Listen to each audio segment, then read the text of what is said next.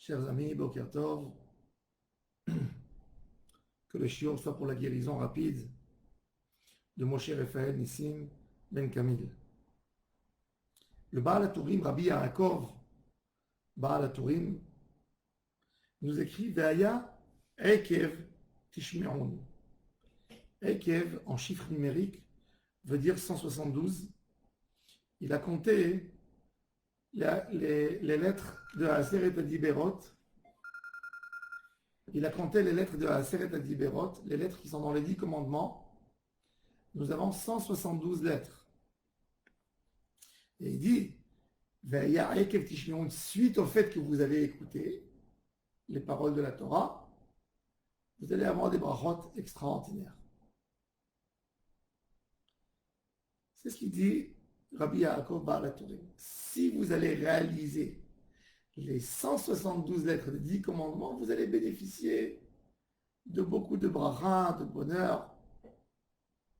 La question qui se pose, c'est qu'il y a 2 fois dans la Torah mentionné les 10 commandements.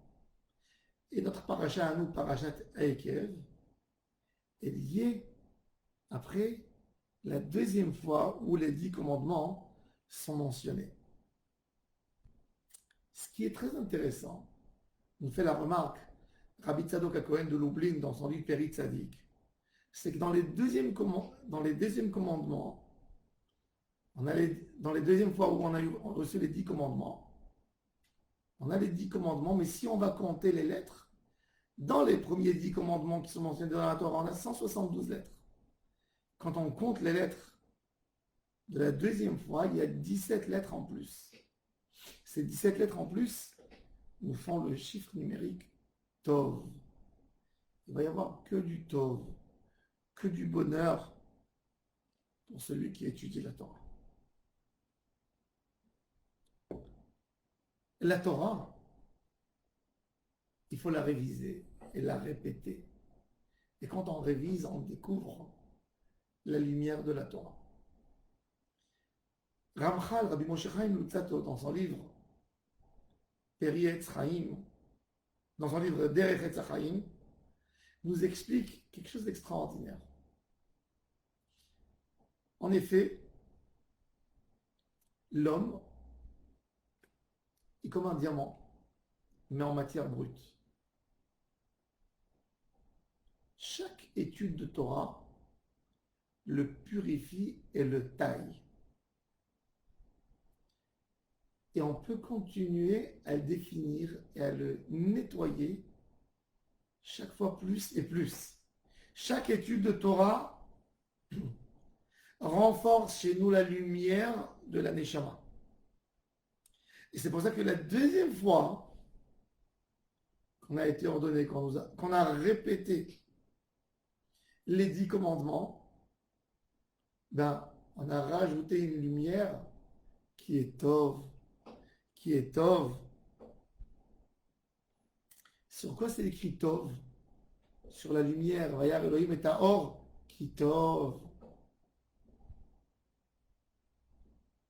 Kadosh Baruch Hu nous a donné dans les Luchot Shniyot un autre cadeau, la Torah orale. La Torah écrite, comme elle est écrite, tout le monde peut la copier. La preuve, c'est pas que nous qui utilisons la Bible. Il y a les chrétiens qui utilisent la Bible, l'Ancien Testament. Il y a les musulmans qui ont pris des textes, qui les ont mis dans le Coran. Dans Am Israël, on a la Torah orale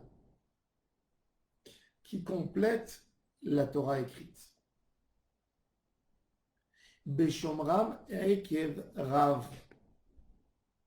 Vaya Ekev Tishme'un. C'est quoi Tishme'un? Si la Torah est écrite, c'est Ekev Tir'u, Tilmedou, Tishme'u. L'étude de la Torah, c'est d'écouter ce que nos sages ont à nous transmettre. De faire un effort. Chaque étude de Torah nous purifie de plus en plus notre Neshama. Chaque étude de Torah nous taille la Neshama.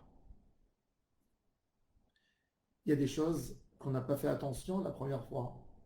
C'est comme quand un homme, on lui amène un diamant pour tailler, il commence à couper. Et plus il va couper, il va définir de mieux en mieux la pierre précieuse qu'il a, et il va se rendre compte des petits détails qu'il faut réparer. Ça, c'est l'étude de la Torah. Et c'est pour ça que Rachid nous a expliqué un commentaire extraordinaire. C'est quoi Rachid nous dit les mitzvot petites que l'homme ne se rend pas compte, qui les écrase, qui marche dessus sans les apercevoir. Quand tu fais une mitzvah, quand tu fais un objet, tu crées, il te paraît magnifique. Mais après, quand tu le regardes et tu l'observes une fois et deux fois, tu dis, ah, j'aurais dû arranger, ajouter un détail ici, ici enlever, ici améliorer, le présenter de telle manière ou d'une autre manière. Ça, c'est ce qui nous fait réviser et étudier de plus en plus la Torah. Quand un homme est loin de la Torah, il se contente d'une rencontre avec le livre, d'une rencontre avec l'étude, une rencontre basique. On ne peut pas voir les détails dans une rencontre d'une première fois. Dans tout. Dans tout. Quand un homme il veut acheter un bien, il veut acheter une voiture, il est toujours conseillé de voir une fois et après de revenir pour revoir. Et c'est qu'à la deuxième fois qu'il verra les choses qu'il n'a pas vues la première fois. La première fois, il est émerveillé par ce qu'il a vu et il capte que l'image, il ne voit pas encore qu'est-ce qu'on peut ajouter, qu'est-ce qui manque. Ça, c'est la force de la Torah. Et reprendre et réviser de nouveau.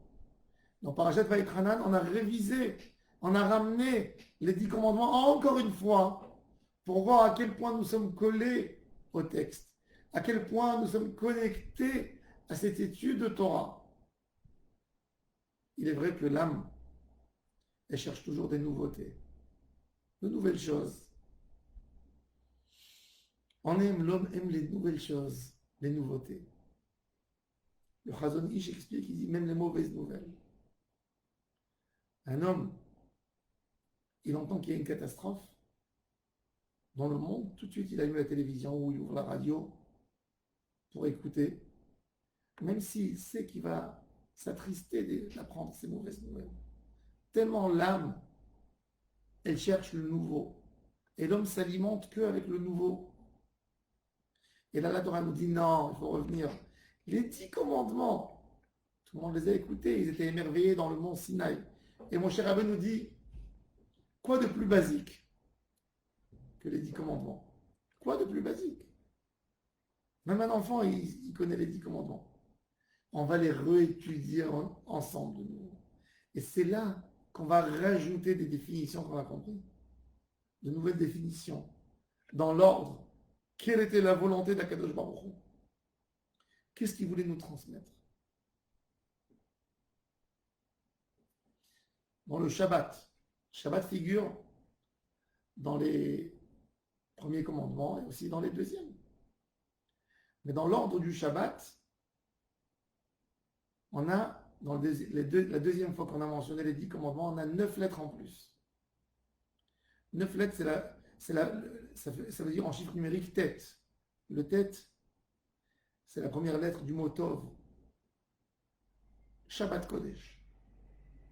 Chaque Shabbat, on devrait avoir d'autres définitions du Shabbat. D'autres compréhensions qu'on n'a pas compris Shabbat dernier.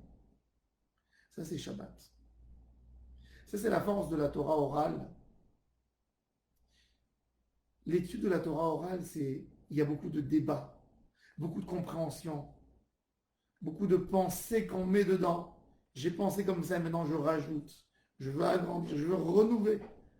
La Torah orale, c'est la rénovation de la Torah que nous avons en nous. Et c'est pour ça que la Torah orale, elle s'appelle comment? La Mishnah. La Mishnah, c'est le premier livre de la Torah orale. Mishnah, ça veut dire reapprendre. Reapprendre. Ne pas se contenter d'une seule lecture. De te mettre toujours là-dedans. De t'investir dans l'étude de la Torah. Le vrai danger d'un homme, c'est quand il n'aperçoit pas les détails et il laisse les choses.